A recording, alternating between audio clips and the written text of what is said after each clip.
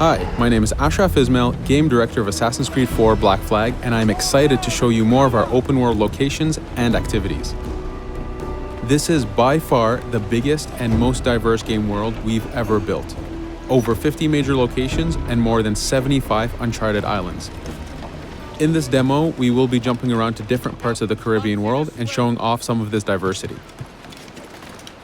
Here we are on Andreas Island, a coconut island with a pirate village. Up ahead, we have a tavern. Taverns are places where you can hire crew, pay for secret information about valuable convoys, you can play mini games, and of course, you can have a drink. To gain access to all of this, you need to prove yourself with your fists.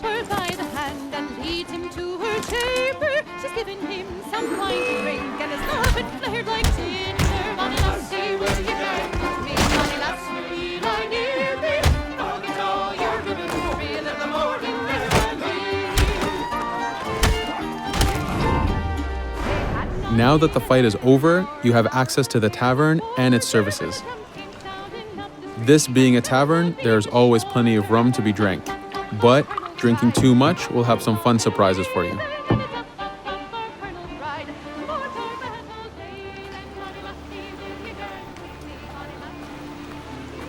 Now let's head to that viewpoint and sync up. Each viewpoint in the game is a small navigation puzzle to reach the top.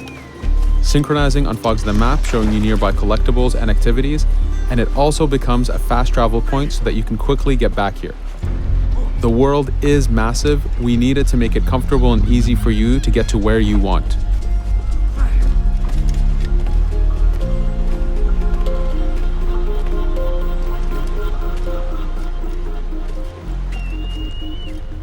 These viewpoints are also an opportunity for us to show off how beautiful and expansive this world really is.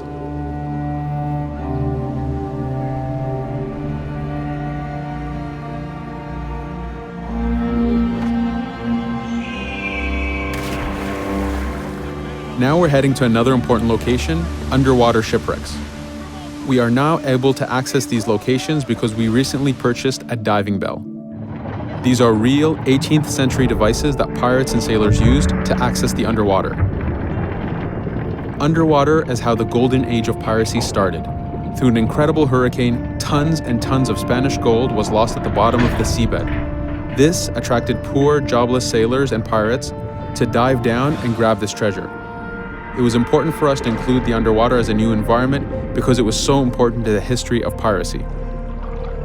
The underwater is full of unknown dangers and predators.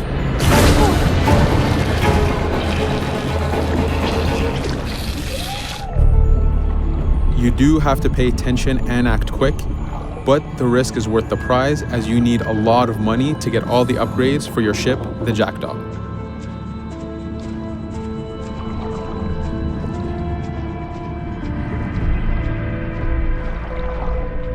Stealth is very important, even in the underwater. Here, we can use the seaweed and plant life to keep yourself hidden from sharks and other dangers.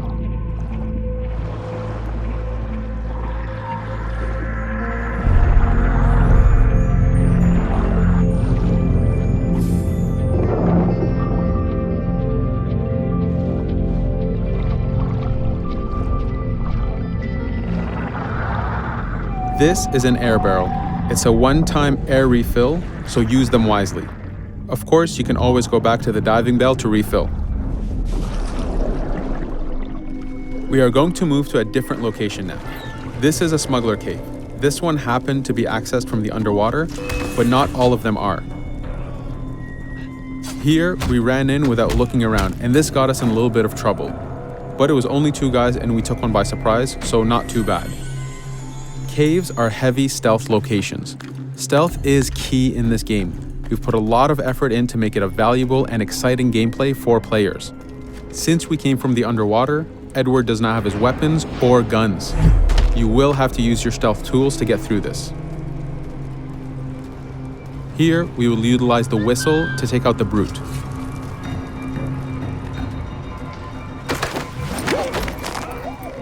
Anytime an enemy is taken out, they will drop their weapon for you to use.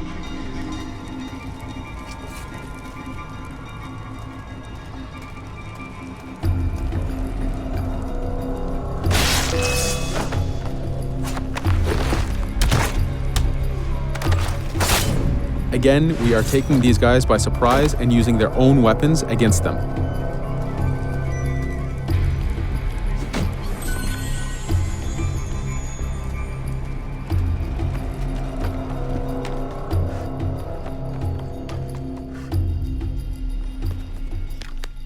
Using just your fists keeps things quiet.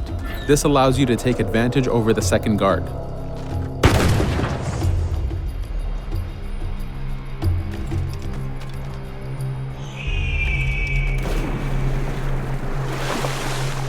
Up to this point, we've been doing a lot of pirating. This has attracted the attention of pirate hunters. This is fed back to you with the clashing swords above the health bar. This is a first level hunter after us. You can push the wanted system to reach level 4, where you have a fleet of intense aggressive hunters after you. The horn you heard indicates that this is a charger type ship. This ship is all about getting close and ramming. Each ship type has a unique sound associated to it, the scariest being the war drums of a man of war.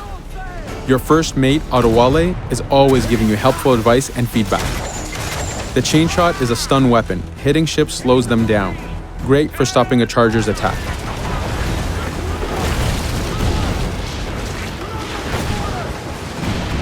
As the masts come down, we can start a boarding. We need to take out 10 crew members to win the boarding. Of course, we can do it any way we want. In this case, since this is a smaller ship, the swivel gun is very efficient.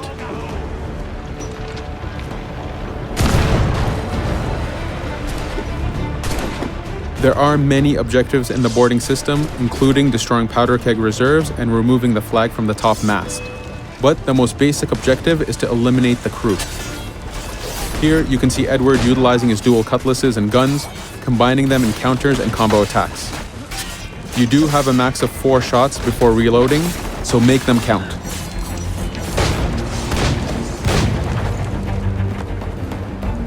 Plundering a hunter allows you to send a very powerful ship to your fleet.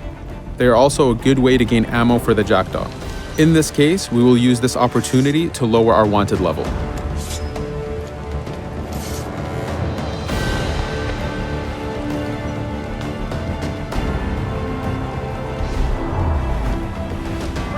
A very important new activity in Black Flag is harpooning. Historically, pirates harpooned as a source of income. Ready the whaleboat, lads.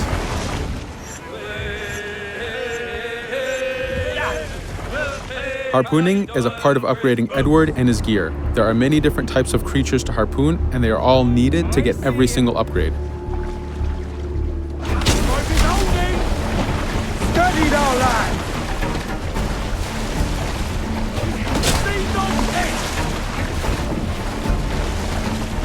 Success!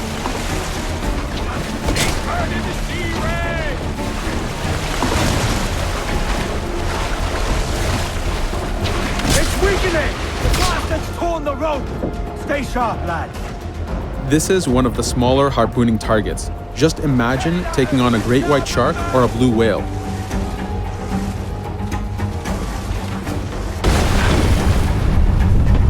This one's dangerous!